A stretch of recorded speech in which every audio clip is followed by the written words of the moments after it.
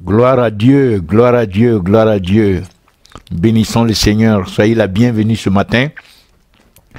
Et que le Seigneur vraiment vous bénisse par sa parole et par son esprit. Prions encore. Père, nous te remercions pour la grâce de nous tenir dans ta présence et d'avoir l'opportunité encore d'entendre ta voix et de recevoir la substance de ta parole. Merci de nous changer ce matin parce que tu as promis que tu vas nous amener de victoire en victoire, mais aussi de gloire en gloire. Qu'aujourd'hui nous puissions passer dans une autre dimension de ta gloire. Alléluia. Merci de tout ce que tu es en train de nous donner pour que nous soyons fin prêts lorsque le Seigneur de gloire va apparaître. Merci Père. Au nom de Jésus-Christ, nous avons prié. Amen. C'est avec beaucoup de joie que je voudrais partager cette parole que je pense vraiment une grâce de Dieu, parce qu'il s'agit d'être animé par l'Esprit de gloire en attendant son retour. Être animé par l'Esprit de gloire en attendant son retour. Gloire à Dieu. Et le Seigneur nous a donné le passage dans Éphésiens chapitre 5, à partir du verset 25 à 27. 25 à 27. Je lis. Bon, là, il parle, Marie, aimez vos femmes comme Christ a aimé l'Église et s'est livré lui-même pour elle. Et s'est livré lui-même pour elle. Verset 26, afin de sanctifier par la parole, après l'avoir purifié par le baptême d'eau, afin de faire paraître devant lui cette Église glorieuse, sans tache, ni ride, ni rien de semblable, mais sainte et irréprochable, irrépréhensible. Gloire à Dieu. Jésus-Christ revient chercher une Église glorieuse. Et cette Église doit être animée déjà, chaque jour, par l'Esprit de la gloire. L'Esprit de gloire doit nous animer dans cette attente, dans la perspective de sa venue. Nous devons nous développer dans cet esprit. C'est l'Esprit de gloire. Il vient rechercher une Église glorieuse. Et nous voyons qu'il y a des conditions ici que Paul souligne, qui sont capitales si nous voulons être reçus réellement comme une Église glorieuse, comme des croyants qui vivent dans la gloire, enfin, animés par la gloire, l'Esprit de gloire. Il y a des conditions ici que nous allons examiner, mais nous voulons déjà souligner le fait que ce sont en quelque sorte, moi je le ressens personnellement comme des avertissements, parce qu'il dit ici, sans tache, ni ride, ni rien de semblable, mais sainte et irrépréhensible. Je me souviens, ceci me rappelle une expérience. Le Seigneur Jésus, j'étais face à lui, mais dans mon zèle de le toucher, de l'embrasser, quand j'ai fait le geste, je ne pouvais pas. C'est comme s'il y avait une barrière, je ne pouvais pas le saisir, je ne pouvais pas m'approcher davantage. Et le Seigneur dit, regarde, j'avais porté une robe blanche, regarde du côté du cœur. Et quand j'ai regardé du côté du cœur, il y avait une tache chocolatée.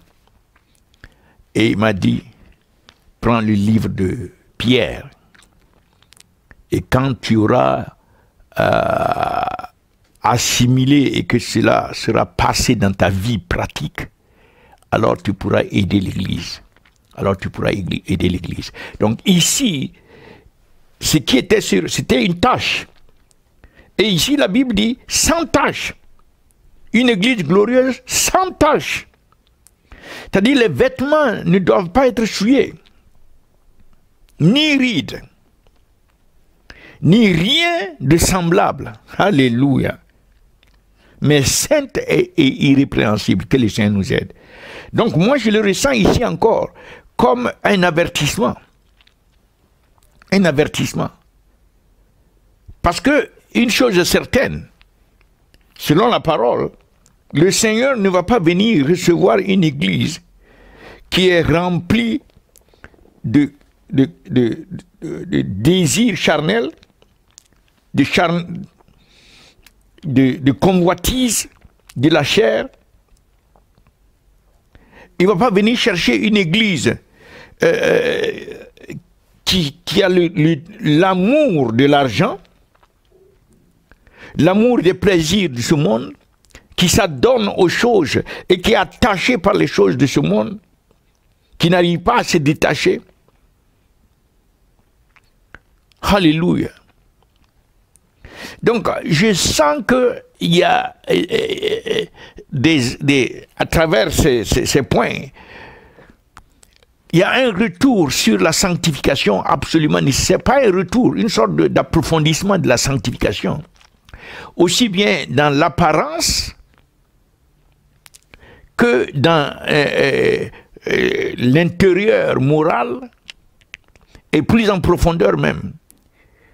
Dans le cœur, la souillure à la fois de l'apparence, au niveau de l'âme et au niveau profond du cœur. Donc, ici, Paul, sans le dire explicitement, présente en quelque sorte des avertissements par rapport à la venue du Seigneur.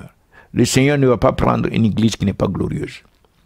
Et Paul insiste ici, et il dit que lorsqu'il va paraître, en anglais même c'est encore plus fort, parce qu'il dit qu'il vient pour recevoir à lui-même. C'est pas juste paraître devant, mais il reçoit à lui-même. Il y a une sorte d'union profonde, une union parfaite. Mais pour que cela soit, l'Église doit être sanctifiée dans une certaine dimension. Et la Bible dit ici, au verset 25, « Marie, aimez vos femmes, oui d'accord, comme Christ a aimé l'Église, mais regardez, et s'est livré lui-même pour elle. » Nous voyons ici que il y a un sacrifice, s'est livré lui-même pour son Église. Il s'est livré pour que l'Église soit sanctifiée. Il s'est livré par son sang pour que l'Église soit purifiée, pour que l'Église soit à même d'être recevable par lui. Il s'est livré, ça veut dire que Christ a payé un prix capital. Il s'est livré lui-même. Alléluia. Ça veut dire qu'à la croix, bon, dans l'ancien temps, c'était des brebis que le prêtre sacrifiait. Il prenait une brebis, il tuait la brebis et il mettait le sang pour que les péchés de ceux pour qui la brebis est sacrifiée soient... mais c'est un prêtre humain qui faisait cela. Mais à la croix est le seul endroit où nous voyons le sacrifice n'est pas fait, n'est pas opéré par un prêtre. Je vais m'expliquer. D'habitude, c'est un prêtre qui vient offrir une brebis. Mais cette fois-ci, c'est Christ qui donne la brebis. Et cette brebis, c'est lui-même, l'agneau de Dieu.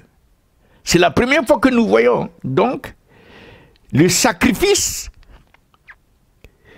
est le sacrificateur, et le sacrificateur est celui qui exécute le sacrifice lui-même.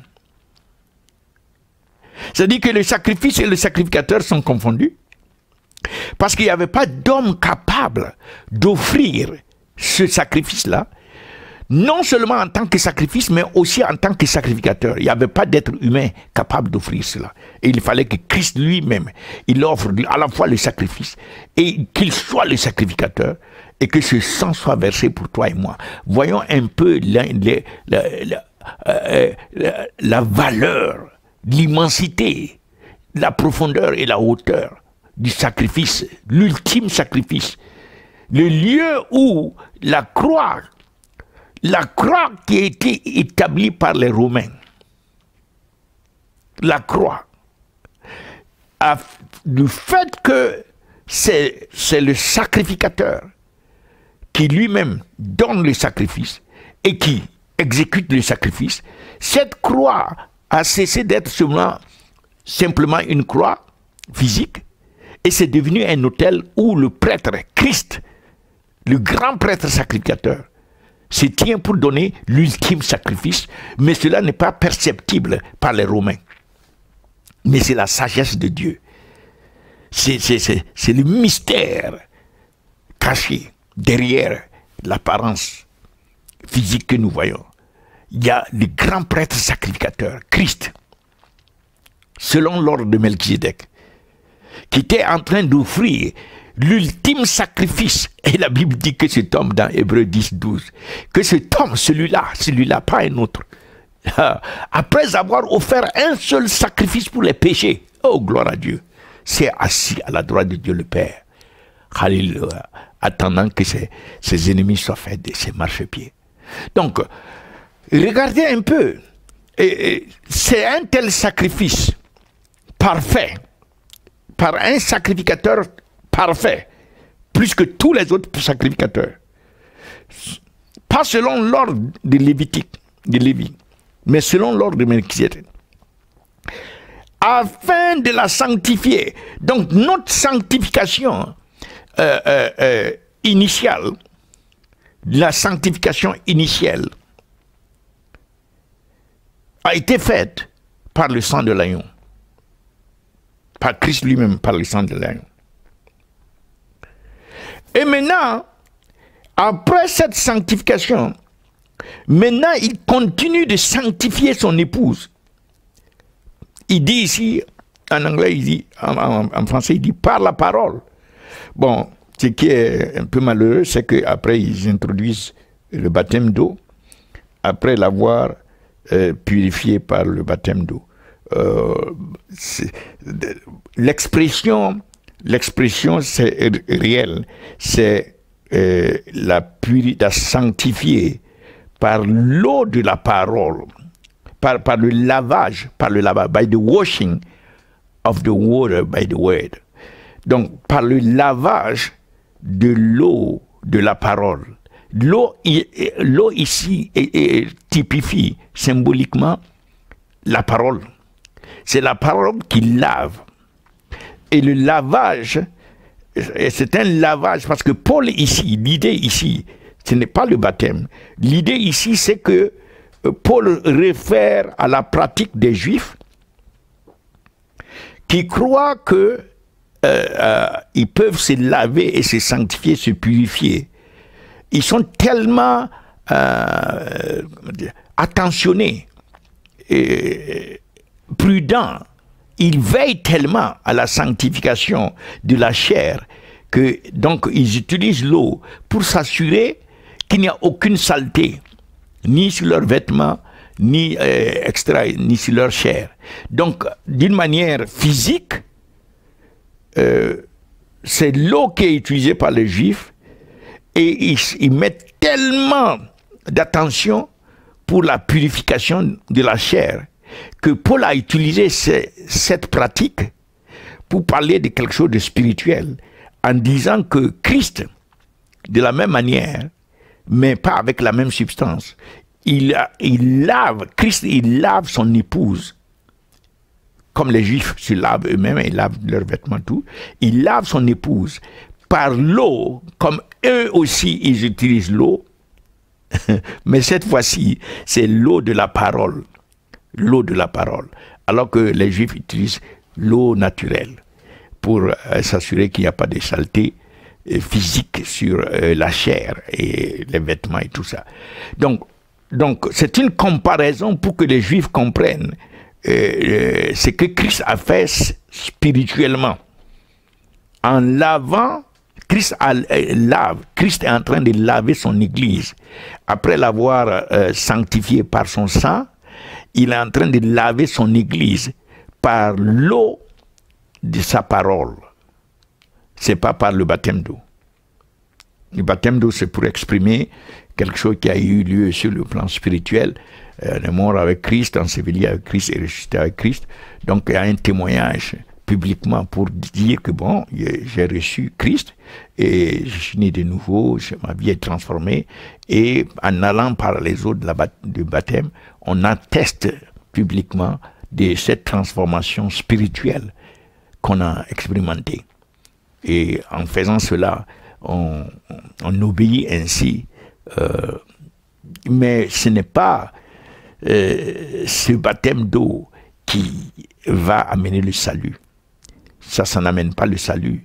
Ça, c'est un témoignage que nous faisons et un engagement de continuer dans cette nouvelle vie jusqu'à son retour. Ce n'est pas à confondre avec le salut. Ça ne fait pas partie du salut.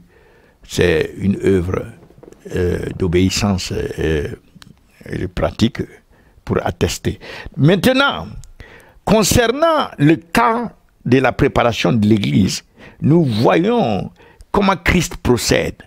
C'est par le lavage d'eau, par sa parole. On va y revenir.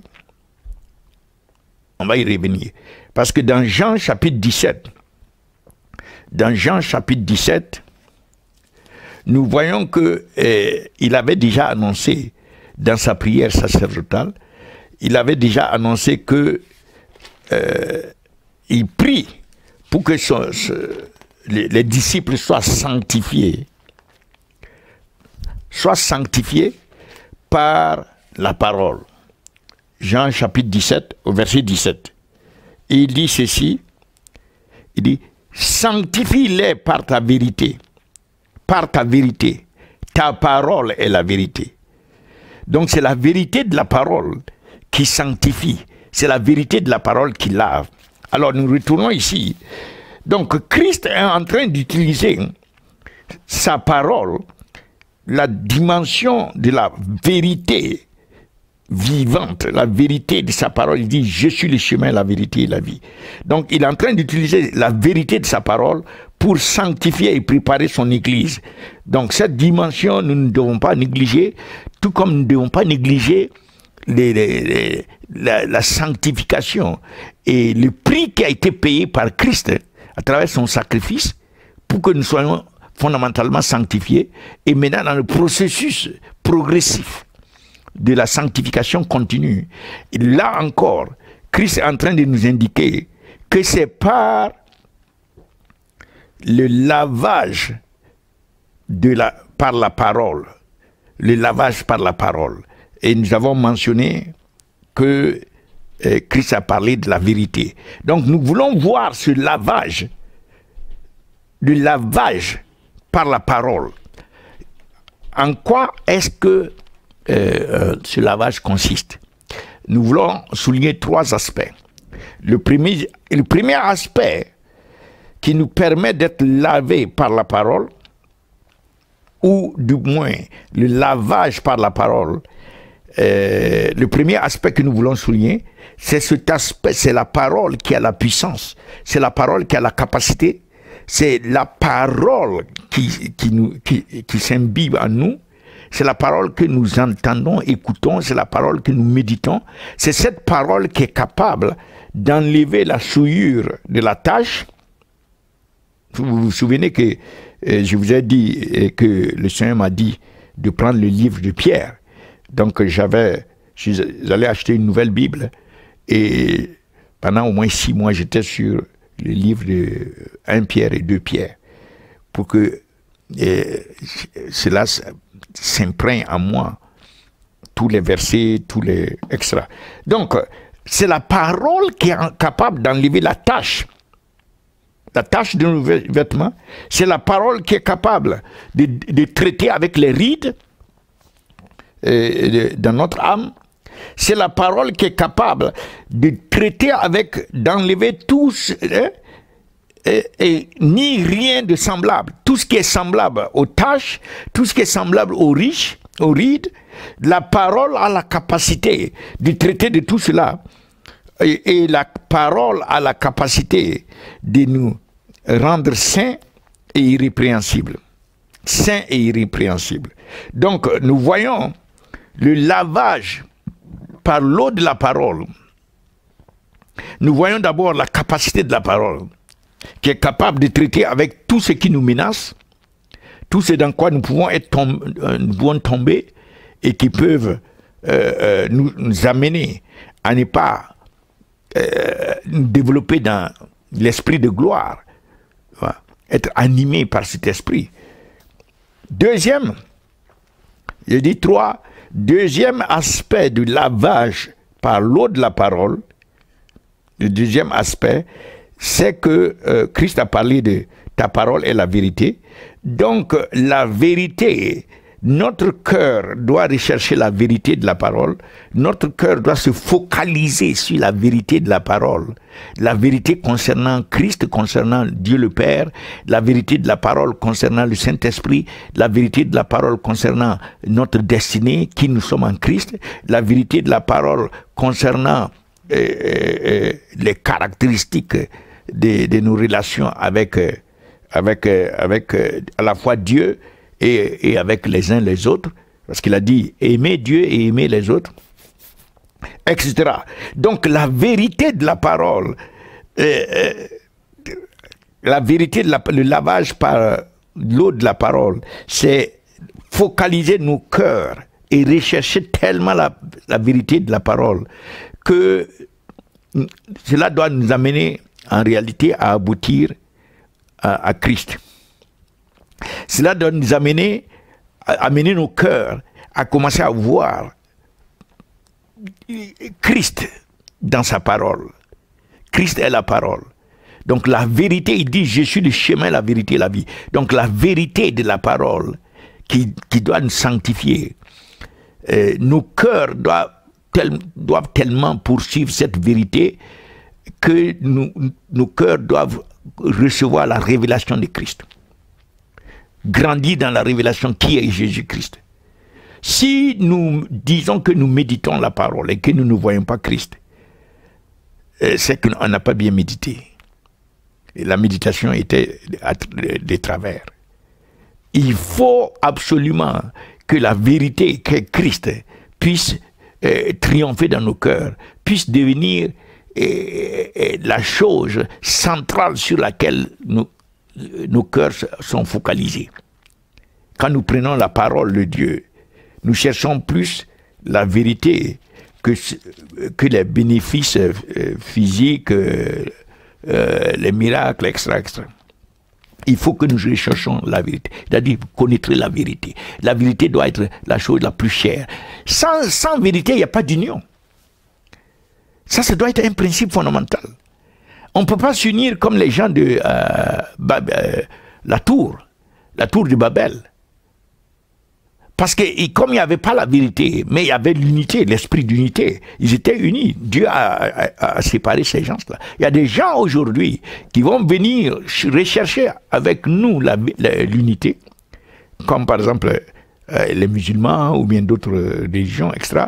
Mais on ne partage pas la même vérité. Donc il n'y a pas d'unité possible. Ils sont en train de bâtir une seule religion, c'est pas possible. C'est impossible. En tout cas pour ceux qui sont en Christ, ceux qui recherchent la vérité qui est Christ, sans la vérité qui est le fondement, le roc sur lequel tout doit être bâti, il n'y a pas d'unité. L'unité ou l'union ne peut, même l'unité, quand Christ va venir ici, on n'est pas dans la vérité, on ne parle pas. Bon, le deuxième aspect, c'est ça. Le premier, c'est de comprendre les caractères capable, puissant de la parole pour traiter avec tout ce qui peut nous souiller, tout ce qui peut nous bloquer par rapport à la venue de Christ. La parole est capable de traiter de tout cela. Deuxièmement, pour avancer dans cette préparation, pour que l'esprit de gloire nous anime, nous devons tout fonder sur la vérité de la parole. Nous devons nous focaliser sur la recherche de la vérité de la parole. Et troisièmement, nous devons comprendre que cette vérité de la parole, ce n'est pas en termes de piocher un verset ici selon des besoins, piocher un autre verset ici rapidement. Non, ce n'est pas en ces termes-là. La vérité de la parole, c'est s'établir une discipline.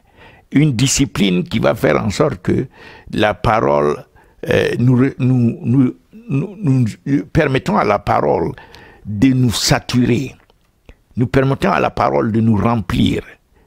Et nous permettons à la parole, c'est une discipline que nous devons nous imposer tous les jours, où la parole doit dicter notre comportement quotidien. La parole que nous méditons doit diriger, décider de ce que nous allons vivre dans la journée. Il nous faut nous fonder sur la vérité de la parole de cette manière. C'est-à-dire permettre à la parole d'être le déterminant, la priorité, et ce sur quoi nous fondons notre comportement, notre conduite quotidienne. Alors, à ce niveau-là, plus nous sommes réellement remplis de la parole, et plus nous avançons dans ce sens où notre vie est déterminée, non pas seulement en termes d'avoir des informations ou bien des révélations, mais une transformation qui s'opère en nous chaque jour. Nous devons, cela doit nous amener à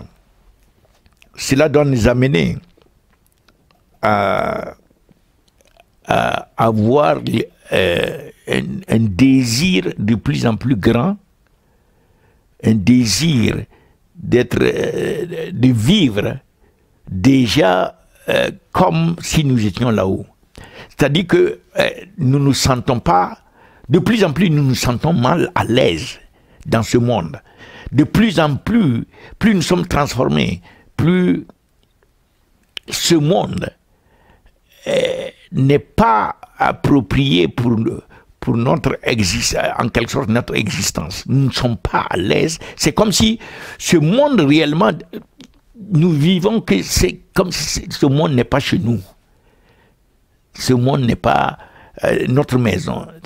Comme on dit, home. Nous ne sommes pas à la maison. Nous sommes des pèlerins. Nous sommes des passages. Ce monde n'est pas pour nous. C'est pas là où nous voulons nous enraciner. Non, nous sommes étrangers à ce monde, comme cela est dit dans la Bible, dans plusieurs passages. Dans Pierre, par exemple, 1 Pierre 1, versets 16 et 17. Il dit que nous devons être saints parce que lui, il est saint. Et il continue pour dire, si nous considérons Dieu comme notre Père et que nous l'appelons Père, nous devons savoir que ce Père-là ne juge personne selon... Il ne fait pas, il ne considère pas, il ne fait pas des jugements en termes de il juge selon l'œuvre de chaque personne. Il juge. Et si nous comprenons cela, ça veut dire que nous devons vivre sur cette terre-là avec crainte. Avec crainte. 1 Pierre 1, verset 17, versets 16 et 17.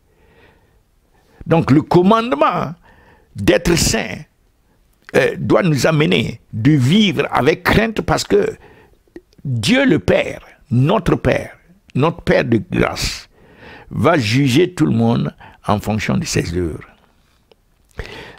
Je ne pense pas que ce soit pour être condamné ou ne pas être condamné, mais c'est que il y a une sanction de nos œuvres par le Père.